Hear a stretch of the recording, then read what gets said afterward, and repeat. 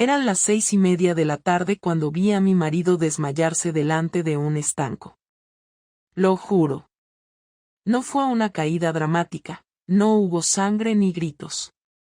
Simplemente, sus piernas se aflojaron como si alguien le hubiese cortado los hilos, y cayó sentado, con la espalda apoyada contra el cristal del escaparate.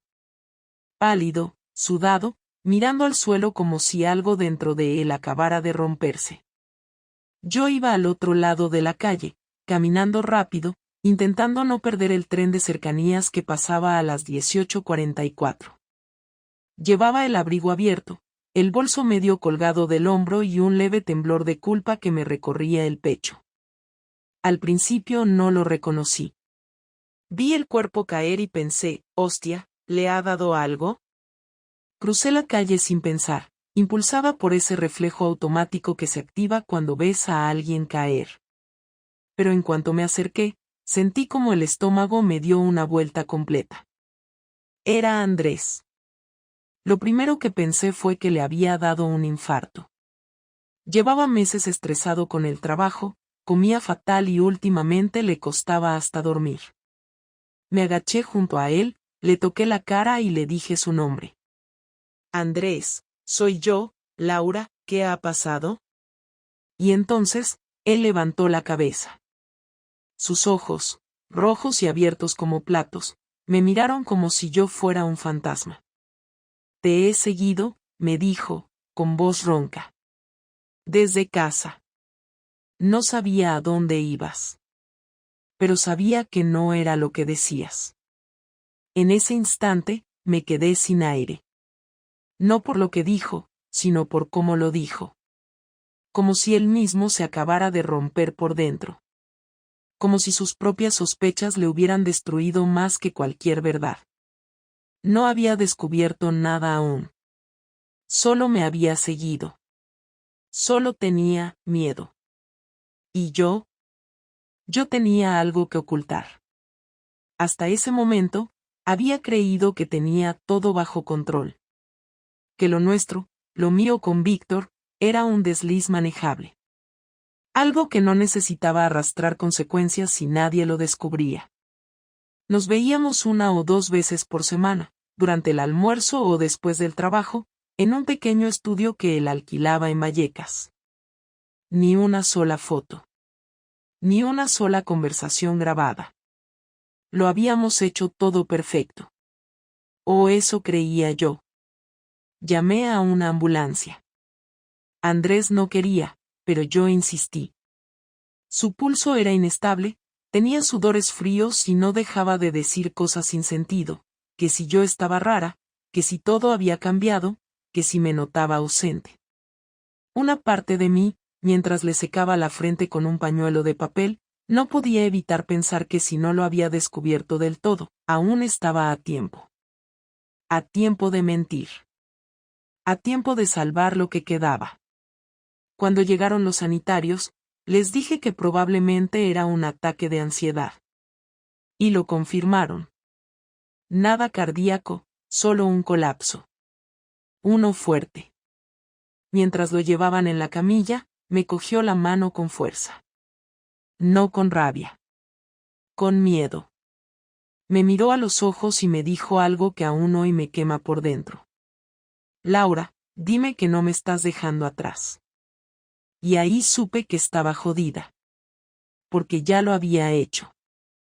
Aunque no se lo hubiera dicho todavía. Andrés estuvo 3 días en casa después del susto, en reposo, con baja médica, tomando ansiolíticos suaves y sin apenas hablar. El médico le había recomendado descanso absoluto y evitar emociones fuertes, aunque en su informe no especificó cómo se evitaba eso cuando uno creía que su mujer estaba mintiéndole. Los niños estaban con mi madre esos días, así que la casa estaba en silencio casi todo el tiempo. Él pasaba las horas tirado en el sofá, con una manta encima aunque no hiciera frío, mirando la televisión sin prestarle atención o leyendo el mismo párrafo de un libro durante horas sin avanzar. Yo, por mi parte, caminaba de un lado a otro sin saber muy bien qué hacer. Cocinaba por inercia, limpiaba cosas que ya estaban limpias, y evitaba quedarme quieta, porque en cuanto me sentaba, sentía que el aire se espesaba.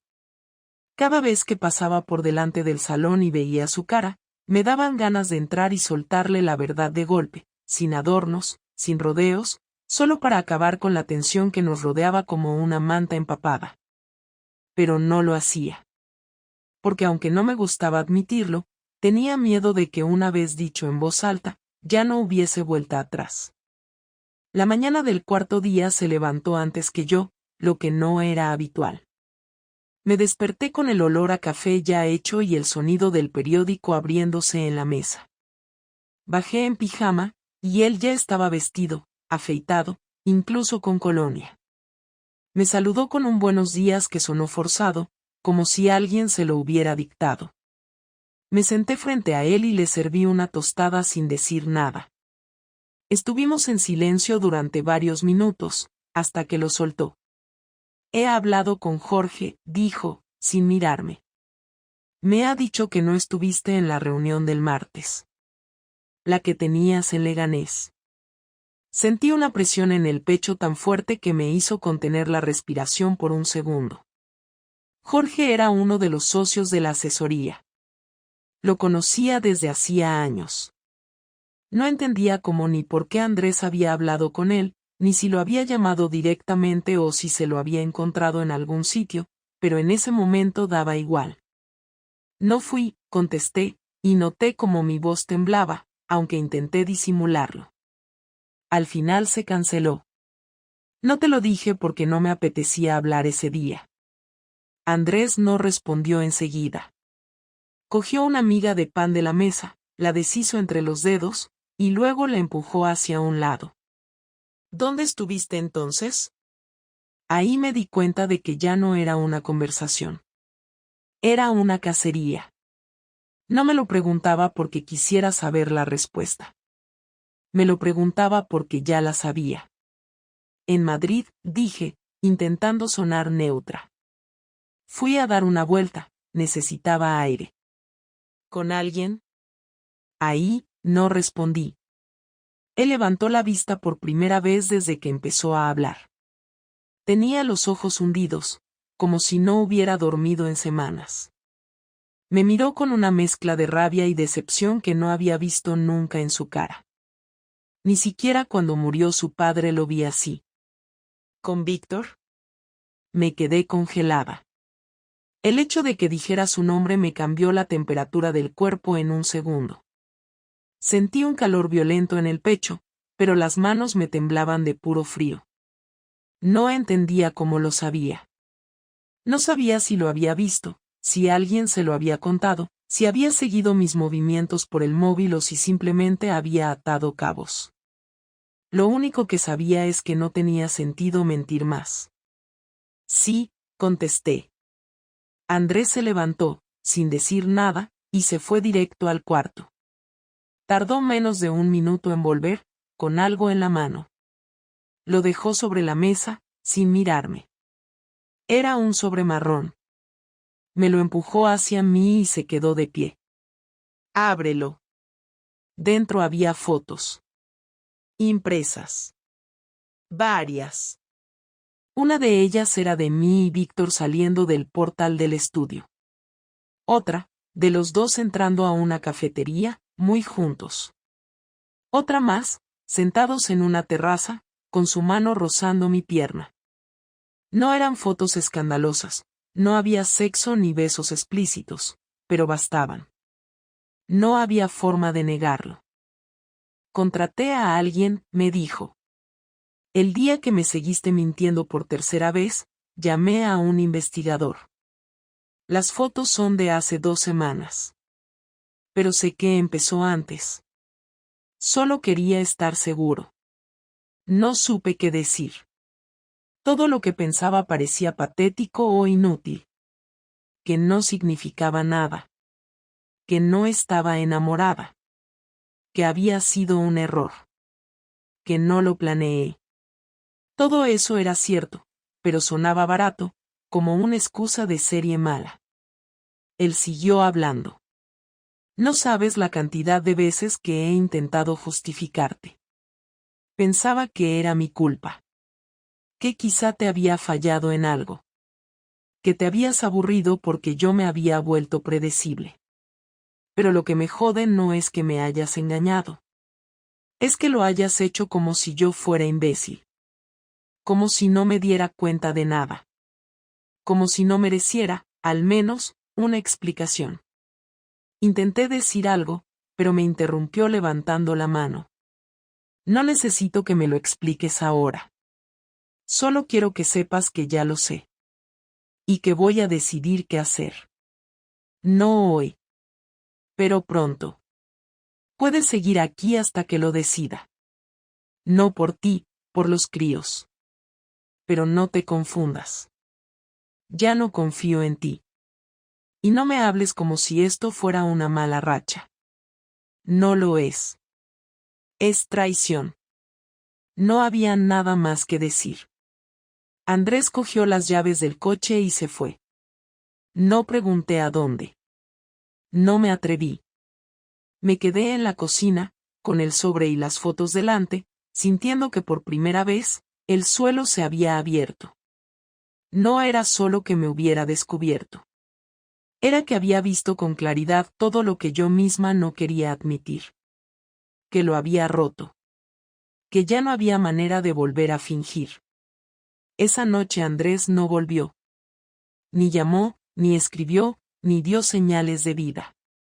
Intenté mantenerme ocupada, hacer algo útil, pero no servía de nada.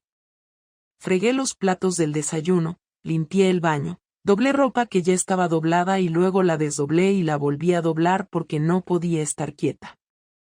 Cuando llegaron los niños a casa de vuelta del colegio, intenté actuar normal, preguntar cómo les había ido el día, si tenían deberes, qué querían de cena, pero hasta ellos notaron que algo no encajaba. Andrés no les mandó ni un mensaje. No preguntó por ellos, no saludó, nada. Como si hubiera apagado el interruptor. Por dentro yo también estaba apagada. La parte que solía tener energía para fingir, para justificar, para inventar cualquier explicación, esa parte estaba agotada. Ya no tenía nada que decir ni a ellos ni a mí misma. Solo tenía miedo. No de que se fuera, sino de lo que vendría después. Sabía que eso no había sido solo una pelea. Había cruzado una línea y, ahora que él lo sabía todo, esa línea era visible para todos. Y lo peor de todo es que no podía ni quejarme. Porque él tenía razón. Porque yo lo había hecho. A la mañana siguiente, a las 7:15, justo cuando estaba preparando el desayuno de los niños, oí la llave en la cerradura. Me giré sin saber si salir a decir algo o quedarme en la cocina como si nada. Cuando entró, iba vestido como siempre, con su chaqueta de entretiempo, el maletín colgado al hombro, y un café en vaso térmico en la mano. Me miró de reojo, sin pararse, y dijo buenos días como si hubiera vuelto de un paseo corto. Se quitó los zapatos en la entrada, dejó las llaves sobre la mesita, y se metió al baño sin decir nada más. Al rato salió, fue a la habitación, se cambió, cogió el ordenador del escritorio y volvió a salir sin mirar atrás. No lo entendí. Esperaba gritos, insultos, alguna escena. Lo que fuera. Pero eso, ese silencio educado, esa distancia sin una sola emoción, era peor. Porque no sabía en qué parte de su cabeza estaba. No sabía si lo había asumido o si estaba acumulando rabia. Y esa incertidumbre me comía viva. A las 10:30 de la mañana me llamó por teléfono. Yo estaba sentada en el sofá, mirando la televisión sin volumen, y al ver su nombre en la pantalla me quedé paralizada unos segundos. Contesté. Voy a pasar por casa a comer hoy. Los niños están en clase, así que no hay excusas. Quiero hablar. Vas a estar, dijo sin esperar confirmación. A la 1. No tardes. Colgó antes de que pudiera decir nada. Apagué la televisión, me levanté del sofá, y empecé a caminar por la casa como si tuviera que prepararla para algo, pero en realidad no sabía ni qué hacer. No sabía si cocinar algo o si sería ridículo. No sabía si debía sentarme a esperarlo o actuar como si fuera un día más. Al final no hice nada. Me quedé en silencio, en la cocina, de pie, esperando. A la 1:05 llegó. Llevaba una bolsa con 2 bocadillos y una Coca-Cola. Los dejó sobre la mesa y se sentó frente a mí sin decir una palabra. Yo estaba en la otra silla, con las manos juntas entre las piernas, la mirada fija en la madera de la mesa. Durante 1 minuto nadie dijo nada. Luego habló. He estado toda la noche pensando. No en ti. En mí. ¿En qué coño estoy haciendo? Y llegué a la conclusión de que no tengo ni idea de quién eres ahora. No dije nada. Quiero que me lo expliques. Todo. No porque crea que voy a entenderlo o porque tenga esperanzas de arreglarlo. Lo quiero escuchar para que tú misma te escuches. Para que no se quede flotando como si fuera un error técnico. Así que habla. No supe por dónde empezar. Las palabras me salían pero todas me parecían estúpidas antes de pronunciarlas. Al final, simplemente lo solté. Fue hace 4 meses. No fue buscado. Empezamos hablando de trabajo, luego quedábamos para tomar algo, y un día, pasó. Andrés no reaccionó. No me interrumpió. No lo planeé. No estaba buscando nada. Solo sentí que me escuchaba, que me prestaba atención. Que me veía. Ahí, por primera vez, se rió. Fue una risa seca, vacía. ¿Te veía? ¿Y yo qué hacía? ¿Pasaba por casa como un fantasma? ¿Te crees que no te veía?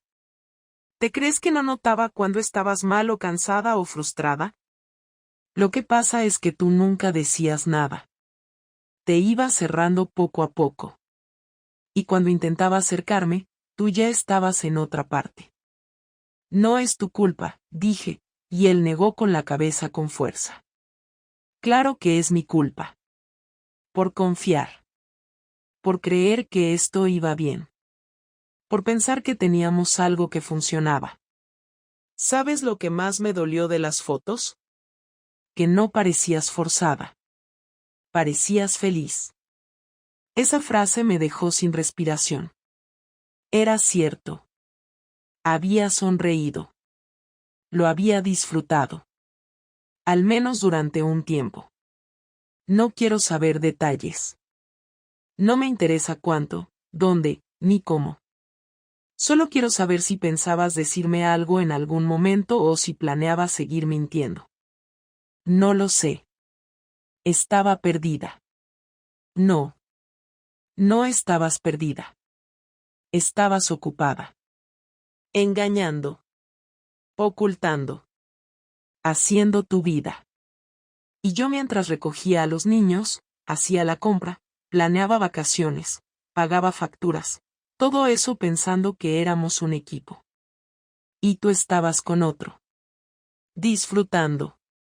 No fue así, dije, pero sonó ridículo incluso para mí. Sí fue así. Y ahora tienes que asumirlo. Lo hiciste. Está hecho. No hay marcha atrás. No sé qué haré. No sé si me voy a divorciar, si me voy a ir, o si te vas a ir tú. Pero lo que tengo claro es que esto no va a seguir igual. Porque no puedo ni mirarte sin imaginarlo.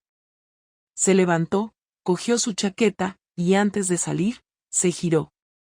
No soy estúpido. No me trates como si lo fuera. No me pidas que entienda algo que no tiene justificación. Si decides quedarte aquí, asume que lo haces en un lugar donde no te cree nadie. Ni los niños cuando lo sepan. Ni yo. Y eso va a doler más que si te hubieras ido. Cerró la puerta despacio. Yo me quedé sola en la cocina, mirando los bocadillos aún sin tocar, sabiendo que acabábamos de cruzar el umbral. No estábamos en una crisis. Estábamos en otra cosa. Y lo peor es que no sabía si eso nuevo iba a durar una semana o toda la vida. No fue inmediato. Durante unos días, Andrés siguió actuando con esa frialdad meticulosa que se sentía peor que cualquier grito o golpe en la mesa. No me insultó, no rompió nada, no hizo ninguna escena frente a los niños, ni siquiera frente a mí. Era como si hubiese apagado una parte de sí mismo y la hubiera guardado en un cajón del que ya no pensaba sacarla. Me hablaba solo cuando era necesario, con frases cortas, directas, sin emociones. El resto del tiempo se dedicaba a hacer cosas que no solía hacer, reorganizar el trastero, revisar documentos antiguos, sacar ropa vieja del armario. Se notaba que estaba preparando algo, pero no decía nada. Yo no me atrevía a preguntarle. Una tarde, al llegar de trabajar, encontré sobre la mesa del comedor una carpeta negra. Pensé que era un error, que la había olvidado, pero al abrirla me encontré con una copia de nuestras escrituras, extractos bancarios de nuestras cuentas conjuntas, copias de seguros y documentos fiscales. Todo lo que teníamos juntos estaba ahí, perfectamente ordenado. Me quedé de pie, con la carpeta en la mano, sin saber si eso era una amenaza, una advertencia o un simple aviso de lo que venía. Lo primero que pensé fue que iba a pedirme el divorcio. No por rabia, sino por lógica. Era lo que cualquier persona en su lugar haría. Pero no dijo nada ese día. Solo cenó con los niños, los ayudó con los deberes, y luego se encerró en la habitación sin dirigir una sola palabra más. Al día siguiente, por la tarde, recibí un correo. Era del despacho de abogados que nos había ayudado con la compra de la casa. En él me informaban que Andrés había solicitado una consulta privada y que, por motivos legales, tendrían que asignarnos abogados distintos si yo también quería representación. No decía más. No había amenazas, ni demandas, ni peticiones. Solo una notificación formal. Me costó procesarlo. Andrés no me había dicho nada. Ni una sola palabra. Estaba haciendo todo por detrás, con una precisión quirúrgica, sin entrar en conflictos ni dejar lugar a discusiones. Me estaba excluyendo de todo, poco a poco, pieza por pieza, hasta dejarme fuera del tablero sin que yo pudiera mover ni un dedo. Esa noche intenté hablar con él. Entré en la habitación después de que los niños se acostaran y me quedé apoyada en el marco de la puerta. Estaba sentado en la cama, con el portátil sobre las piernas, revisando algo con los auriculares puestos. Me miró un segundo, se quitó los auriculares, y esperó a que dijera algo. ¿Estás planeando divorciarte? Le pregunté, sin rodeos. No respondió enseguida. Cerró el portátil, lo dejó sobre la mesita, y se frotó la cara con ambas manos antes de mirarme. Todavía no lo he decidido, dijo. Pero sí estoy preparando todo por si lo hago. Me quedé callada unos segundos. No sabía cómo reaccionar. No podía reprocharle nada. Todo lo que estaba haciendo era legal, limpio y lógico. ¿Y qué quieres hacer conmigo? Pregunté, intentando no sonar patética. No es una cuestión de lo que quiero, respondió. Es una cuestión de lo que merezco. Y ahora mismo no veo razones para seguir compartiendo nada contigo que no sea estrictamente necesario. ¿Esto es una venganza? Solté, quizá más molesta de lo que debía. Ahí sí reaccionó. Se levantó de la cama con una rapidez que me asustó. Se acercó a mí, no con violencia, pero con firmeza.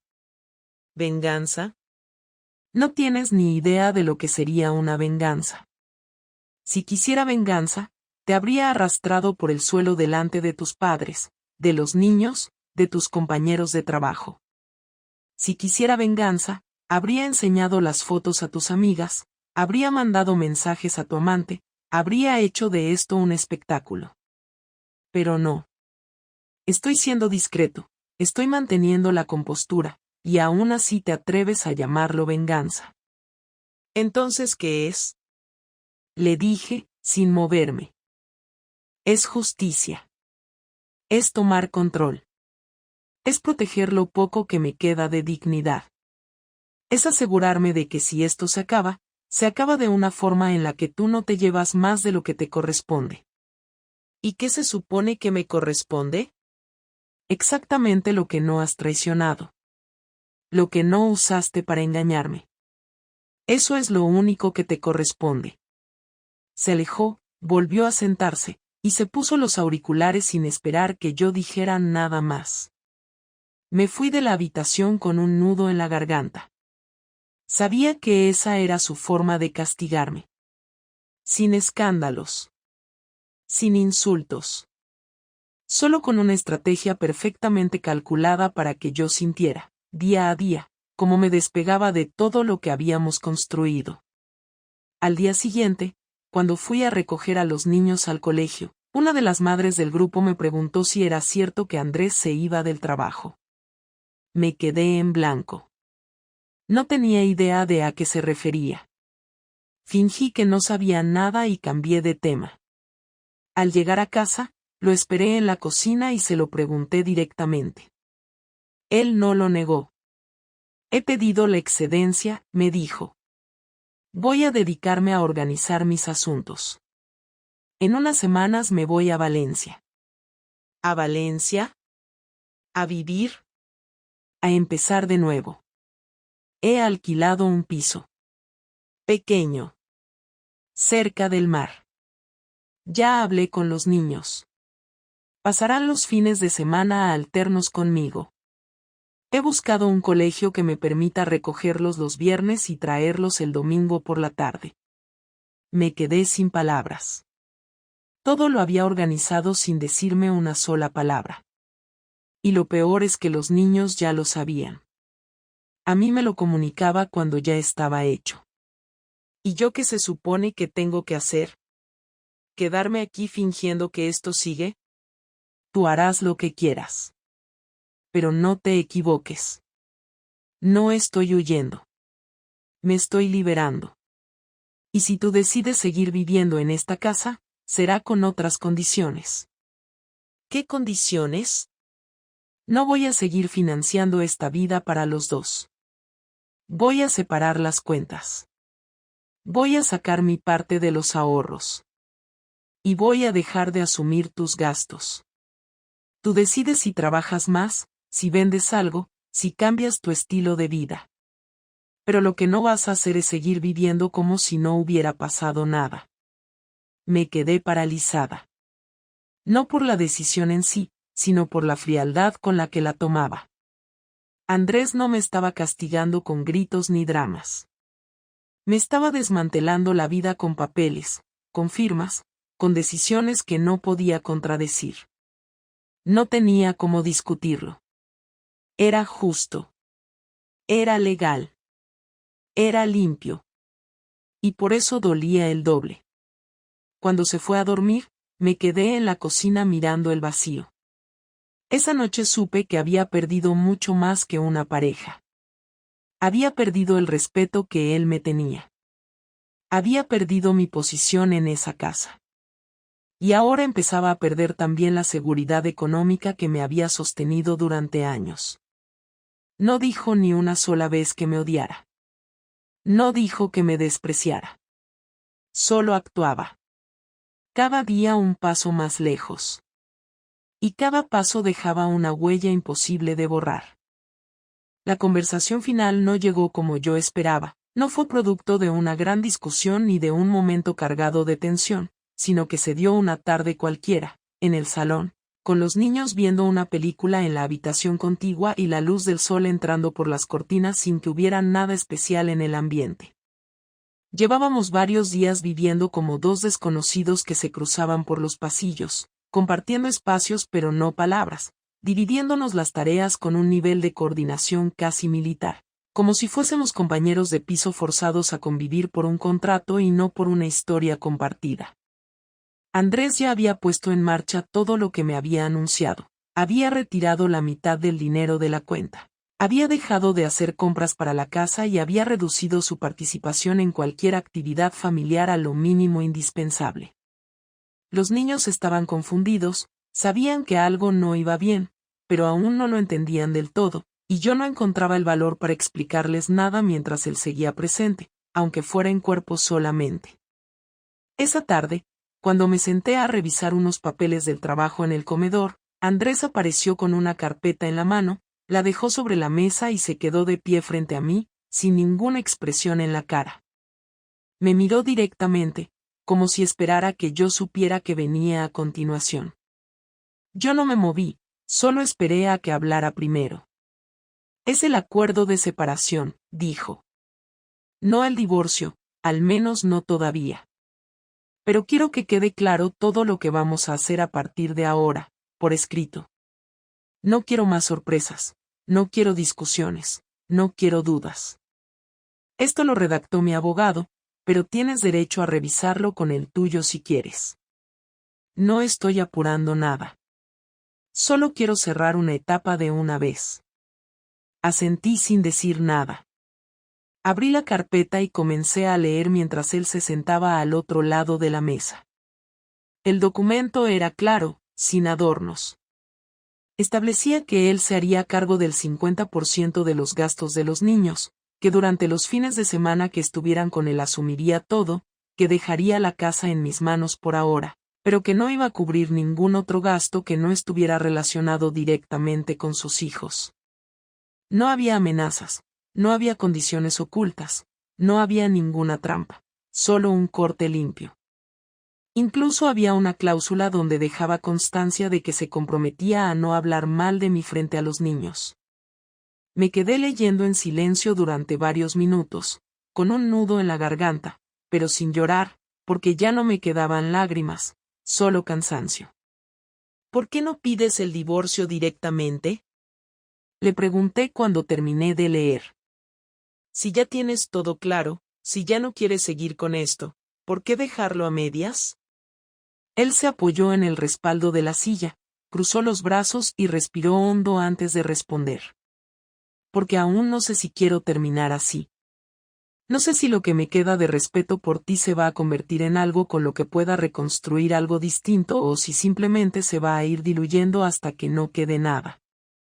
No estoy decidiendo solo con la rabia, ni con el orgullo. Estoy decidiendo desde lo que quiero para mí, para mis hijos, y para los próximos 10 años de mi vida. El divorcio puede esperar unas semanas más. Necesito ver cómo me siento después de todo esto, cuando esté en Valencia, cuando tenga un poco de distancia. ¿Y qué se supone que tengo que hacer yo mientras tanto? Pregunté con voz baja, sabiendo que la respuesta probablemente me dolería. Hacer tu vida. Pensar también. Ver si de verdad lo que pasó fue una caída momentánea o si ya te habías ido mucho antes de acostarte con él. Porque eso es lo que yo no sé, Laura. Si lo tuyo con él fue el principio del fin o si fue solo la consecuencia de algo que ya habías decidido internamente sin contármelo. No me fui antes, le dije. No había nada decidido.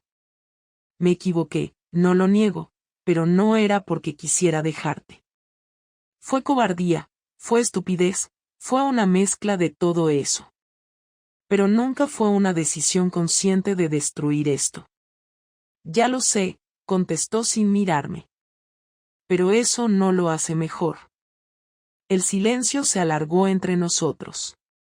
Por primera vez desde que empezó todo, no había gritos, ni tensión, ni distancia agresiva. Solo una tristeza seca, casi mecánica. Era como si estuviéramos repartiendo los restos de algo que ya no dolía por la herida sino por la ausencia. ¿Qué pasa si te vas y te das cuenta de que sí quieres divorciarte? Pregunté. ¿Me lo vas a mandar por correo? ¿Un mensaje? ¿Cómo va a ser? Te lo diré en persona. No te voy a esconder nada más. No estoy aquí para hacerte daño. Solo quiero salir de esto sin perder lo poco que me queda de dignidad. Y no quiero que esto se convierta en una guerra. Ya es suficiente dolor como para añadir más mierda. ¿Y si te das cuenta de que quieres volver? Dije, sin saber por qué lo preguntaba, porque en el fondo sabía que no era probable. Él se encogió de hombros. No fue un gesto de indiferencia, sino de sinceridad absoluta. Entonces hablaremos. Pero no con promesas ni con ilusiones. Solo si de verdad hay algo que merezca ser reconstruido. Y no por los niños, ni por la costumbre, sino porque haya algo que todavía valga la pena. Pero no te voy a dar esa esperanza ahora. Porque ahora mismo no la tengo. Me quedé en silencio, sin saber qué hacer con esa respuesta. Quería decirle que yo sí quería pelear, que quería arreglar las cosas, pero sentía que ya no tenía fuerza, ni credibilidad, ni herramientas. Todo lo que hubiera dicho en ese momento habría sonado como una excusa tardía, como una súplica vacía, y él merecía más que eso. No por mí. Por él mismo. Voy a salir en 2 semanas, me dijo mientras guardaba la carpeta. Ya está todo arreglado. Llevaré a los niños ese primer fin de semana conmigo, y después volverán contigo. No voy a prohibirte verlos cuando quieras, pero necesito que entiendas que a partir de ahora esto ya no es una casa compartida. Es una transición. Y tú decides cómo la manejas. ¿Quieres que me vaya? Pregunté, casi sin pensarlo. No, respondió. No ahora. Pero si decides quedarte, es para aceptar las nuevas reglas. Y si no puedes con eso, entonces sí, mejor vete tú. Pero esa decisión la vas a tomar tú, no yo. Se levantó, tomó su chaqueta, y antes de salir, se giró por última vez. Esto no es una conversación final. Pero sí es el principio del final de lo que era. Y eso ya no se puede revertir. Lo vi salir, cerrar la puerta con calma, y me quedé sentada, con la carpeta sobre las piernas, sin saber si lo que acababa de pasar era una negociación, una despedida o simplemente el resumen lógico de todo lo que habíamos ignorado durante años.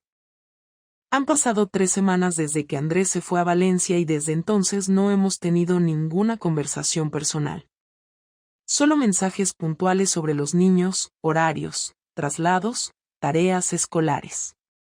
No hay emoción, no hay recriminaciones, no hay señales de odio ni de intención de arreglar nada. Todo es limpio, práctico, como si estuviéramos gestionando una empresa que ya no da beneficios y que solo mantenemos por obligación legal. Me cuesta ponerle nombre a lo que siento ahora. Al principio pensé que era tristeza, después rabia, luego vergüenza, pero ahora lo que tengo es otra cosa, una especie de vacío que ni siquiera me pesa como antes. No hay drama, no hay crisis emocional, solo hay silencio, rutinas forzadas y la constante sensación de haber perdido algo que no puedo recuperar por más que lo intente. Lo más duro no fue verlo irse, ni ver la casa con la mitad de sus cosas menos, ni explicarle a los niños por qué ahora verían a su padre solo algunos fines de semana. Lo más duro fue aceptar que, aunque me quedara aquí, esta ya no era mi casa, que me había convertido en una especie de figura secundaria en la historia que yo misma había arruinado. Al principio intenté convencerme de que todo tenía arreglo, que con el tiempo él bajaría la guardia, que todo esto era una fase.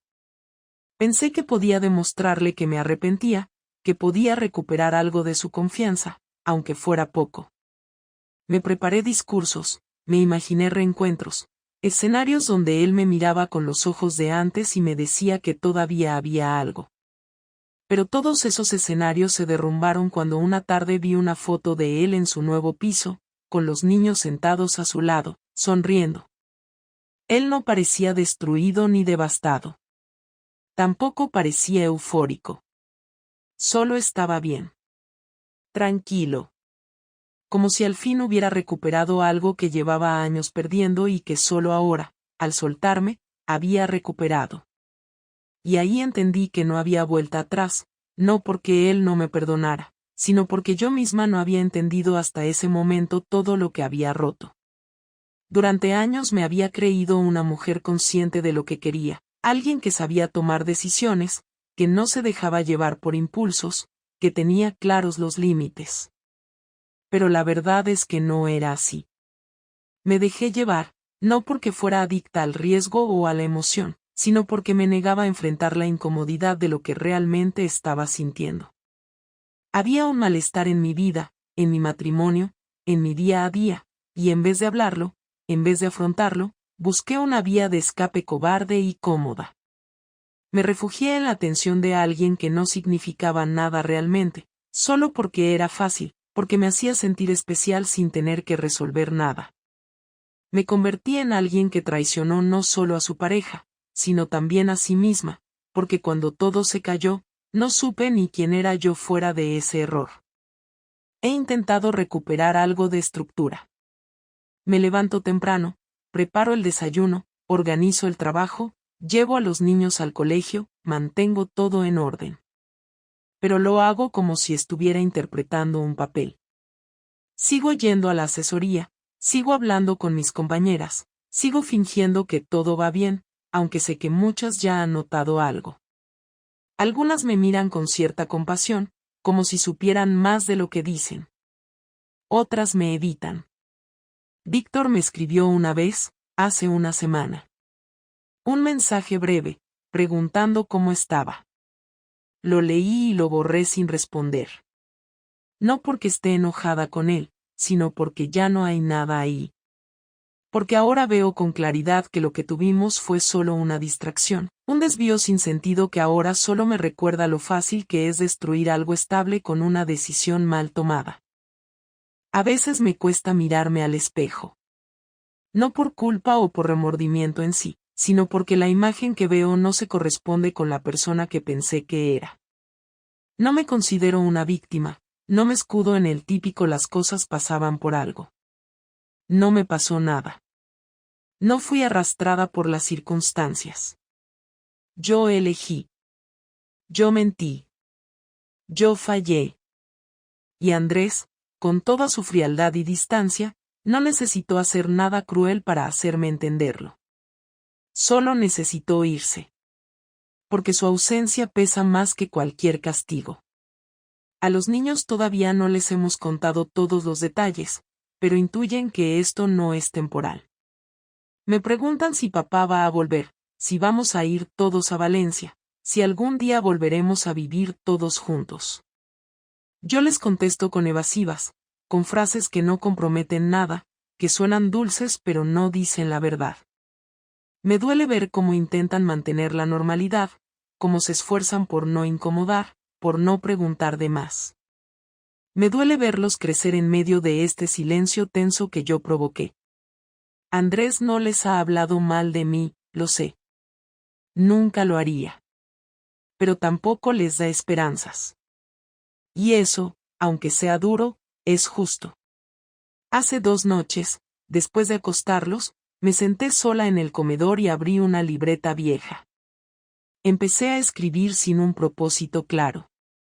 No fue un diario, ni una carta, ni una confesión.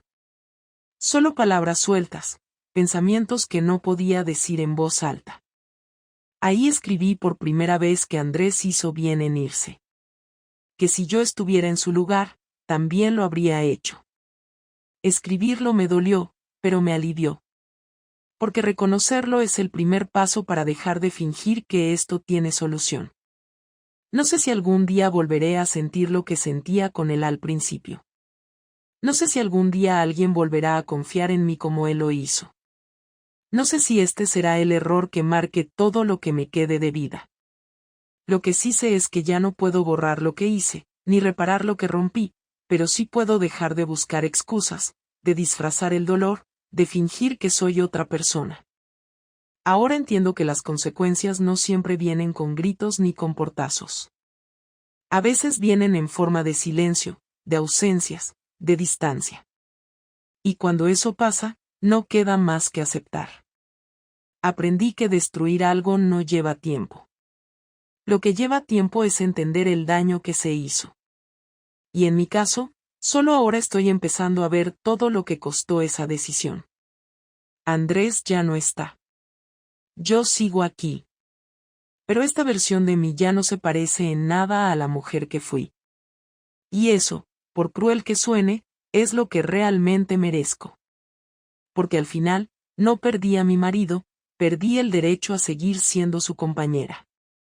Y ese tipo de pérdida, la que no se ve desde fuera, es la que más pesa. Porque no se supera. Solo se carga.